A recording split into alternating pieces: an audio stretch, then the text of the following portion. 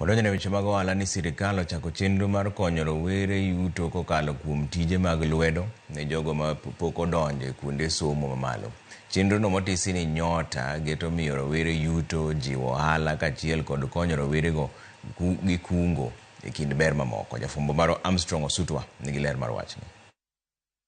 Rawere koro nyalo biro buonjo poni sirikal ochopo singo mage mag tije kokalo chenro motisi ni Nyota. En chenro ma sirikal oyango kokalo kuom migawo mar rawere kod tuke mar temo bero ngima rawere. To Nyota en ang'o? Chenro ni kokalo kuom tiegruok ma migawo no biro chiwo e wi tije moting'o loso bao kata carpentry, loso nyamburko kod masinde kata mechanics, dusruok kata fashion and design, lony manyasani kod tudruok kata ICT and communication. E kin mamoko, geto medo yawo tije manyien kaachiel kod konyo rawere tayo paro mag tije magin go gie sani.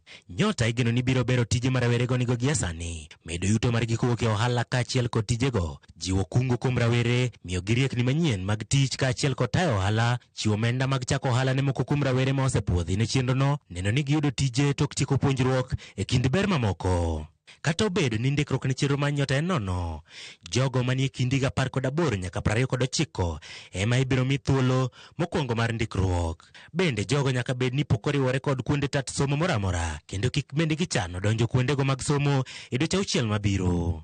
Kaluwore gi jatend migawono Salim Mvurya, chenro ni ka opogore gi neno ni rawere were gi timbe njore kaachiel kod ketho mwandu, maduong' en ni gibedo kod yuto. Owacho ni romo mar jotend migepe ne opwodho omenda maromo milion 300 ne chenro makamano. Oyango ni Nyota geto chopo ne rawere maromo 820 e kaunti duto 47. Tumeona hivi karibuni kuna watu wachache ambao wamekusudia kuwatumia vijana kufufua siasa zao, kuwatumia vijana kufanya mambo ambayo sio mazuri, kuharibu nchi. Lakini pia nimechukua fursa kushauri kwamba vijana wawe waangalifu katika mradi huu. Ni mradi ambao umewalenga vijana 800,000 katika nchi yetu.